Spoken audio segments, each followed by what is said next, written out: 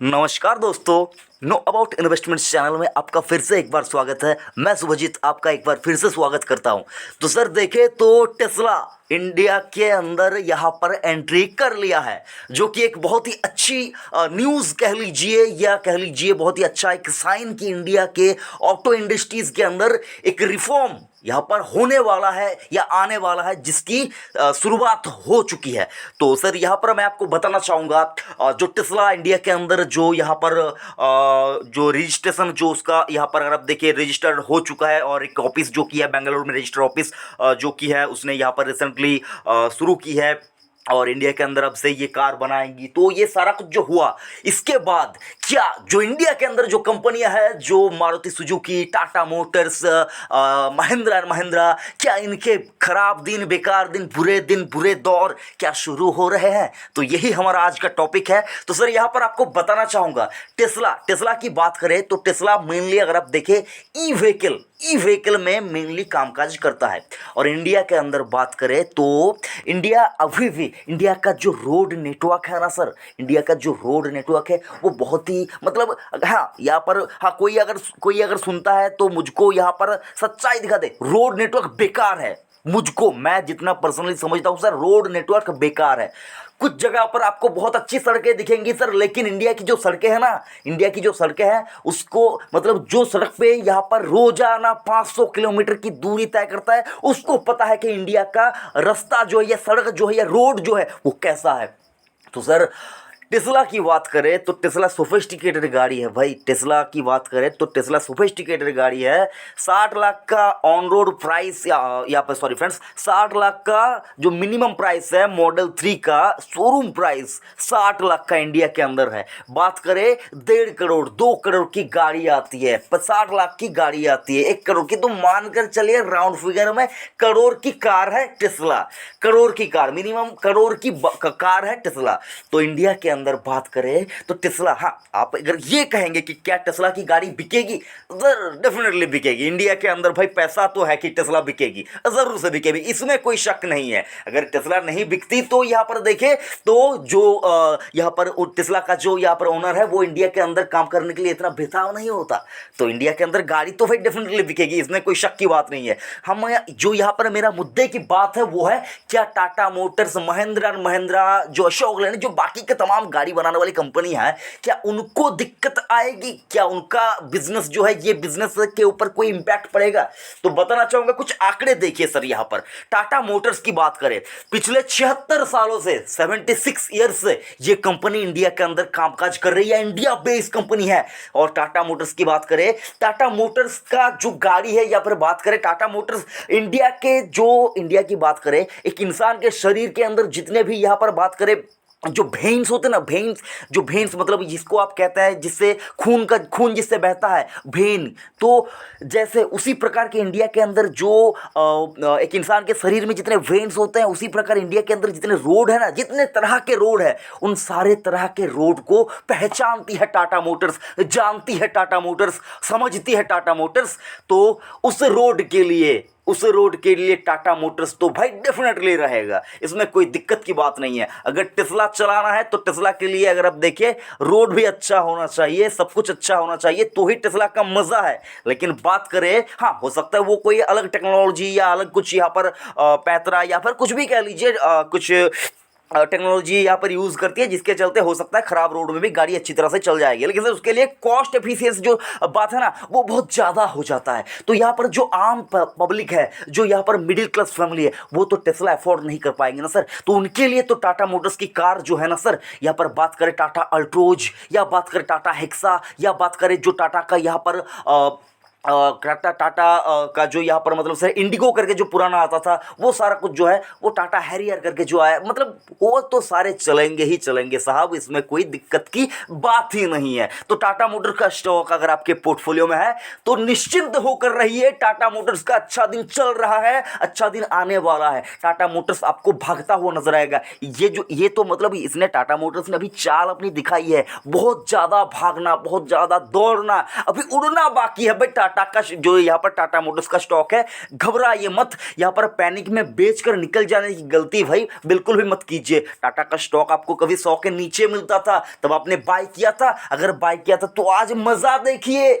और अगर आप इस प्राइस को समझते हैं कि टाटा इससे ऊपर नहीं जा सकता, तो भाई किसने सोचा था कि 12,000 का निफ्टी जब 12,000 तक आया था तो सोचा था किसी ने कि 14,000 तक चला जाएगा, उसके ऊपर जाएगा? किसी ने नहीं सोचा था। सबने सोचा था कि 12,000 पे टॉप बन गया, 12,000 के नीचे अब फिसलेगा, ये वो सारा कुछ। लेकिन कहाँ का निफ्टी कहाँ पहुंच गया, और आज भी निफ्टी में गिरावट आई लेकिन निफ्टी को गिरा नहीं पाया, एक रुपया ऊपर ही बंद हुआ। तो सर बात करें टाटा मोटर्स का स्टॉक, अगर आपके पोर्टफोलियो में बेच के निकल जाने की गलती बिल्कुल भी ना करे, कोई भी आ जाता है इसको फर्क नहीं पड़ेगा। उसके बाद बात करें महिंद्रा। देखिए सर, महिंद्रा ने अभी रिसेंटली कौन सी गाड़ी लॉन्च की है?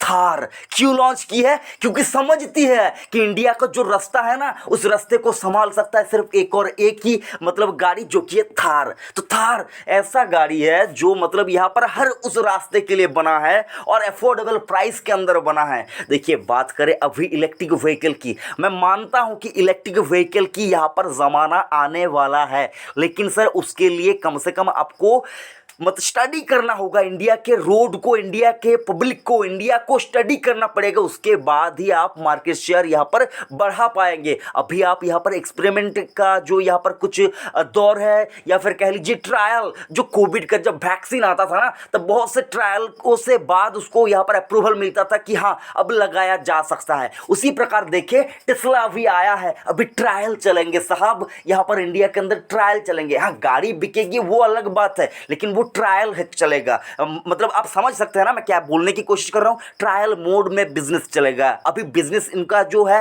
वो बिजनेस को बहुत ज्यादा ग्रो करने के लिए, मैं बात सिर्फ और सिर्फ इंडिया की कर रहा हूं सर, मैं यहां पर अमेरिका की बात या फिर किसी भी और कंट्री की बात नहीं कर रहा हूं। मैं इंडिया के अंदर जितना समझ सकता हूं इसीलिए बता रहा हूं कि यहां पर अभी ट्रायल मोड में इनका बिजनेस चलेगा टेस्ला का। लेकिन एमएनएम जिसका थार चलता है, जो समझती है, तो सर इसके बिजनेस के ऊपर कोई भी इफेक्ट नहीं पड़ेगा, ये तो मतलब चलेगा ही चलेगा। और इसका जो ट्रैक्टर का सेगमेंट है ना, वो भी बहुत अच्छी तरीके से चलेगा। तो जो फार्मर्स के लिए इनका जो महिंद्रा का जो ट्रैक्टर वगैरह आता है, तो वो भी बहुत अच्छी तरह से आपको बिजनेस करते हुए नजर आएंगे। तो चिंता मत कीजिए, पैनिक मत कीजिए, डटे रहिए। और मैंने एमएनएम के ऊपर फंडामेंटल एनालिसिस करके आपको बताया है कि ये वो स्टॉक है जिसको बेचना नहीं है। तो उसके बाद आते हैं सर मारुति सुजुकी। देखिए सर, जब ये स्टॉक गिर रहा था तब आपने अगर यहाँ पर 10, 20, 50 जितना आपकी कैपेसिटी अगर आप खरीद लेते, तो आज आप मतलब इतना ज़्यादा मोटा प्रॉफिट कमाते कि इनका तो एक गाड़ी आ ही जाता। तो सर यहाँ पर आपको बताना चाहूँगा, ये जो कंपनी है ये पिछले 40 सालों से यहाँ पर बिजनेस कर रही है इंडिया के अंदर। मारुति सुजुकी इंडिया की बात कर रहा हूँ, मारुति सुजुकी इंडिया की बात कर रहा हूँ, ठीक है सर। तो ये 40 सालों से यहाँ पर कामकाज कर रही है। और देखें तो जो सबसे ज़्यादा गाड़ियाँ बिकती है ना, जो यहाँ पर अगर आप देखें जो छोटी गाड़ियाँ बिकती है, तो वो इसी कंपनी के बिकती है। तो इसको तो कोई फ़र्क ही नहीं पड़ेगा। आप अगर कुछ यहाँ पर मैं यहाँ पर आपको बताना चाहता हूँ, आप किसी रूरल एरिया में रहते हैं और आपका गाड़ी का आपने टेस्ला लिया या आपने कोई लक्जरी गाड़ी ली, उसका कोई पार्ट अगर ख़राब हो जाता है ना, तो आपको जाना होगा मैकेनिक के पास।